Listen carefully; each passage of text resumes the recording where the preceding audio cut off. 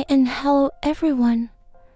Welcome back to Improved Version, a channel where we share profound knowledge on holistic personal development through the wisdom of great books.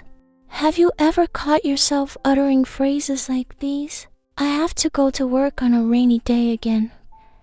My boss is so grumpy. Even my girlfriend doesn't understand me. She is just so incredibly selfish. Do these complaints sound as natural to you as the very breath you draw into your lungs? For most of us, the answer is a resounding yes. Will Bowen, a renowned social psychology expert, once pointed out a striking truth. Complaints are exactly like bad breath. They are everywhere, and they are incredibly unpleasant to everyone around us. Yet, we rarely notice them when they are coming from our own mouths. When words of discontent come from other people, we pay close attention, feeling the weight of their negativity. But when those same words originate from us, we often ignore them, viewing them as mere observations or justified venting. However, we must realize that complaining is far more than just a social nuisance. It is a subconscious signal we send to ourselves, a repeating script that says, "Things are not going well. My life is not as I wish it to be." Besides merely increasing our internal pressure, this habit does nothing to improve our external situation. In fact, it does the opposite. It creates a psychological echoing room where the sound of our own dissatisfaction bounces off the walls and returns to us with even greater intensity, fueling a cycle of negative emotions. Noticing that more and more people in modern society were falling into this trap, Will Bowen initiated a bold global movement, the 21-Day No Complaining Challenge. This simple yet powerful initiative has already helped over 6 million people worldwide make profound, positive changes in their lives. He eventually compiled his observations and strategies into his famous book, A World Without Complaining. The central question he poses is one we all need to answer. How can we stop the drain of complaining and start enjoying the life we have always desired? As you read or listen to the wisdom within this book, you will begin to understand that those who habitually complain are often operating under a grand delusion. They mistakenly believe that complaining is a way to escape their problems or a method to find relief, only to end up buried deeper in their own resentment. Complaining is essentially an expression of anger at one's own feelings of powerlessness. It is a mask concealing a deep-seated fear of change, a weak escape for souls that currently lack the courage to take responsibility. A person with a strong inner self, someone who is living truly wisely and maintaining a high level of self-awareness, understands that they are on a progression towards enlightenment. Such a person will never stoop to complain or criticize. This mirrors the wisdom of the ancients, who said, "The strong do not blame others, and the wise do not complain about themselves." However, it is vital to note that stopping the act of complaining does not mean pretending that everything is perfect or living in a state of toxic positivity. The real issue lies in recognizing the underlying psychological motivations behind your complaining behavior so that you can facilitate a true, lasting change. When you finally stop complaining about yourself and others, you will find that nothing in this world has the power to bother you anymore. As the author himself beautifully puts it, you do not need to live in a perfect world to stop complaining. Rather, your choice to stop complaining will create the perfect world within your own reach. Now, let's dive into a deep exploration titled "A Strong Soul Never Complains." This journey is designed to allow you to reclaim the fragrance of your soul, to spread the energy of love, to attract good fortune, and to overflow with true, unadulterated happiness. It is an undeniable truth that those who constantly complain about their difficulties cannot progress towards a better life. They are like a person trying to run through deep mud. The more they struggle and yell at the mud, the deeper they sink. Very few people realize just how often they complain because, for most, it has become as automatic as a heartbeat. It has become a habit. When a habit takes hold, it convinces your mind that complaining is a necessity. It tricks you into thinking it provides relief and garners the empathy you crave. In his book, Bowen recounts a story from his own childhood as a chubby boy. Every day, he was called a fat boy by his peers, but strangely, he didn't feel particularly offended because he had grown used to it. However, at a party one evening, he began to complain to his friends that because he was too fat, he couldn't invite any girls to join him. Suddenly, everyone stood up to defend him. When another boy arrived later and used the same fat boy label, a friend of Bowen's glared at the newcomer and told him to shut up. Others chimed in, telling the boy not to tease him anymore and asserting that being fat wasn't his fault. The author remembers this moment as the day he discovered what he thought was a secret weapon. Gradually, he began to transform his complaints about his weight into calculated opportunities to receive attention and sympathy throughout his life. When he entered the workforce and failed to get a better shift, he complained to everyone that it was solely because of his weight, that the opportunity went to someone else. He loved hearing the reassuring words of others saying, "No, it's not your fault. You're great."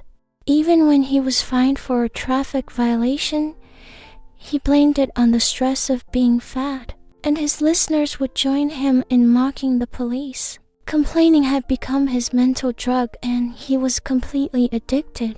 He no longer even realized he was doing it. It had become his primary way of talking, an unconscious and natural reflex. Many people in our modern world fall into a similar vortex. When you play the role of the victim, complaining about your physical body, your financial difficulties, or your perceived weaknesses, you may indeed receive a temporary hit of attention and comfort, but at the same exact time, you're losing something far more valuable. You're trading your power for pity. You might complain about your inability to change yourself, saying, "I'm too fat. Nobody likes me." Perhaps just to hear someone tell you that you're beautiful in your own way. In doing so, you forget that the real solution is to change your lifestyle to be healthier. You might complain about being too old and having no more opportunities, perhaps just to receive a fleeting compliment that age is just a number. But while you seek that comfort, you're failing to take advantage of the current experience and time you still have. You might complain that you're poor and therefore looked down upon, just to have your friends affirm that others don't deserve you. This prevents you from ever daring to face the need to improve your own financial literacy and situation.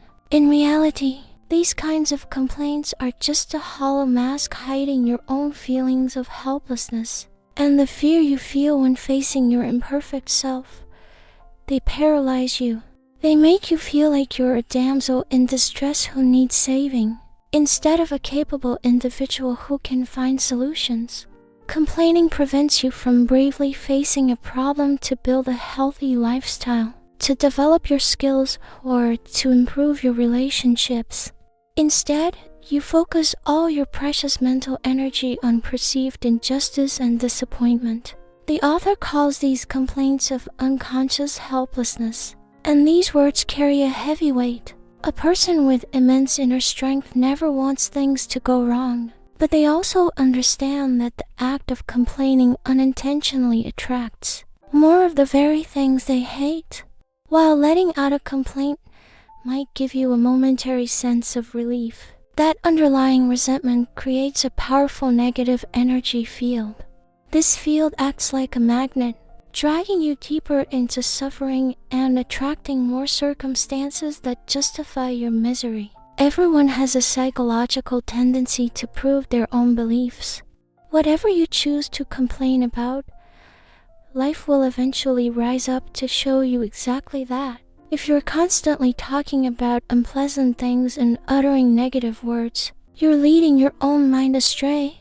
When your mind is focused on failure, things will inevitably fail to go as planned.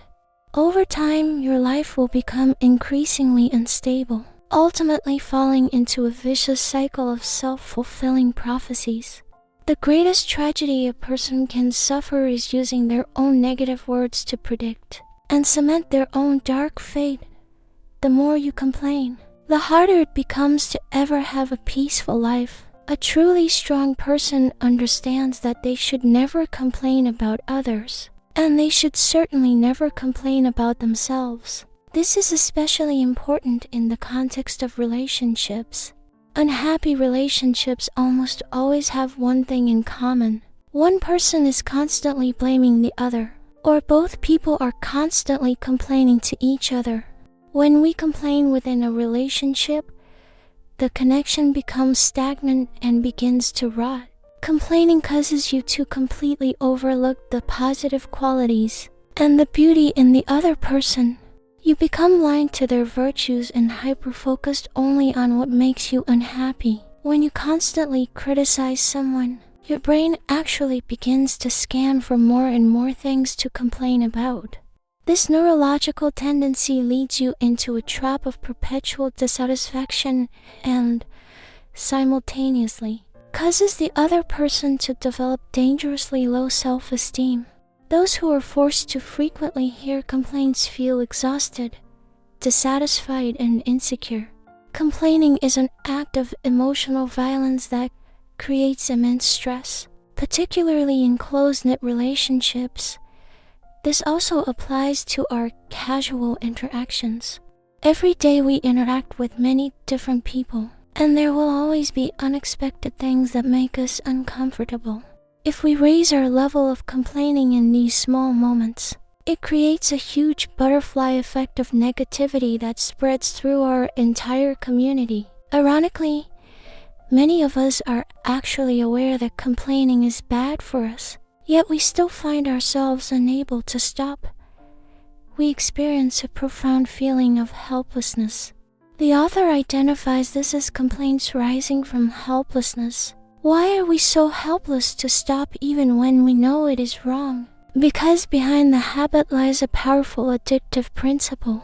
Scientific research proves that the act of complaining about mental pain actually activates the release of endorphins in the brain. Endorphins are a type of endogenous morphine, a natural painkiller that provides immediate relief and can even create a fleeting feeling of euphoria. This brings us to a concept known as the pain body. Within each of us, there's a part of our psyche that thrives and grows stronger on a diet of bad news, conflict, trauma, and negative emotions. For this pain body, your complaints are like a delicious meal. The negative emotions that make you uncomfortable are actually the endorphins that keep your pain body exhilarated. Once you start the engine of complaining, it is incredibly hard to hit the brakes. It becomes a psychological drug that you both hate and cannot let go of. You may not even realize you're addicted to this state. Just like a person who drinks bitter coffee every single day eventually forgets the bitterness and only craves the hit. Understanding this principle is the first step toward freedom. You must realize that complaining isn't simply about changing a minor habit. It is about breaking an emotional addiction. True healing can only begin when you recognize that you have been nourishing the suffering body with your own words. To truly let go of the habit, the first letter, G, stands for get attention. Just like complaining about one's own weight or health, complaining about others is often a desperate cry for notice. When someone comes to you to complain about a third party, they are often seeking your validation and concern. They need to feel that someone is standing by them, and they want you to prove that their feelings are justified and that they are being treated unfairly. The second letter, R, stands for remove responsibility. This is a defensive form of complaining. Often, a person will start complaining before an outcome has even occurred. They are preparing a safety net to protect their ego and shift the blame if they fail. For example, a person who complains incessantly about the marketing department not doing its job is often just building an excuse for why their own sales targets might not be met. They aren't trying to fix the marketing department. They are finding a way to ensure they are not held responsible for a bad result. As the saying goes, what you're really saying is, I don't want to work. I want to complain so I don't have to take responsibility. This habit eventually leads to a state of total helplessness, where the person loses the actual ability to solve problems or perform well. The third letter, I, stands for inspire admiration. This might seem counterintuitive, but when someone complains about the flaws of others, they are often subtly implying that they themselves are superior and have no such flaws. It is a way of elevating one's own status by stepping on someone else. If a person complains that their spouse is incredibly messy, they are secretly boasting about how tidy and organized they believe themselves to be. If someone criticizes another driver for being terrible, they are essentially saying, "Look at me, I am a fantastic driver." This stems from an inner emptiness that drives a person to attack others, to feel a sense of inflated value. However, social psychology shows that this tactic often backfires. Usually, the listener ends up believing that the person complaining is the one who actually possesses the negative trait they are criticizing. Furthermore, this leads to the toxic habit of gossiping. The purpose of gossip is rarely to share useful information. It is almost always to point out the negative qualities of others, to make the gossiper feel better than. The fourth letter, P, stands for power. In this context, power means social leverage. The more people a complainer can convince to side with them, the more social power they feel they have. It is like a toxic popularity contest where the person with the most allies in the resentment wins. We see this played out in traditional media every day. News outlets are often fueled by criticism and outrage because negative narratives trigger a powerful emotional reaction. The more controversy and complaints a story generates, the more views it gets, leading to higher advertising revenue. A 2021 Harvard study confirmed this, showing that negative news on social media attracts 3 times more interaction than positive news. This has taken the power of complaining to a dangerous new level. Algorithms now prompt us to compare ourselves to others, exaggerating their successes and awakening our own primal fears of being left behind. To alleviate this insecurity, many choose to speak ill of others or find faults in their success, claiming it was just luck. This creates a cycle of hypocrisy where we belittle others while performing our own perfect lives behind digital filters just to get the praise we are starving for. The final letter, E, stands for excuse poor performance. This is closely related to removing responsibility, but it usually happens after the fact. When a negative result is already clear, a person will use criticism of others as a shield to cover up their own shortcomings and protect their self-image. Instead of looking in the mirror and taking ownership, they look for a scapegoat to justify their bad results. At this point, you might wonder, does this mean that if someone does something truly wrong, I'm not allowed to speak up? It is important to distinguish between stating a fact and complaining. The difference lies entirely in the energy and the intent behind your language. Saying, "He has not finished the report on time," is a neutral, simple statement of fact. But when you sigh, roll your eyes, and angrily exclaim, "I just cannot understand why he's so lazy and hasn't finished the work after so many days," that is complaining. One is objective, the other is a narrative of resentment. The book A New Earth explains that pointing out a mistake to help someone correct it is a constructive act, whereas complaining is a destructive one. Stopping the habit of complaining does not mean you have to accept poor service or bad behavior. For example, asking a waiter to reheat a cold dish is a neutral request for the service you paid for. However, saying, "Why did you bring me this cold food? This place is terrible," is complaining and blaming. Pay close attention to your language. If your sentences frequently start with "why?" or "why does this always happen to me?" you're likely standing on the threshold of a complaint. Complaining radiates a heavy, negative energy. Ask yourself honestly, do the words coming out of your mouth right now carry one of the 5 GRIP motivations? If you sense even a trace of that scent of complaining, you must act immediately to break the cycle. As Bowen affirms, the more you complain, the more you will find to complain about. It is a downward spiral. You must start by stopping the complaints in order to enter a positive cycle. Understanding your own motivations helps you move from unconscious helplessness to a state of living consciously and effectively. This is the only path to a life at peace, free from endless, self-created troubles. To achieve this transformation, you need to build new habits the moment you detect resentment within you.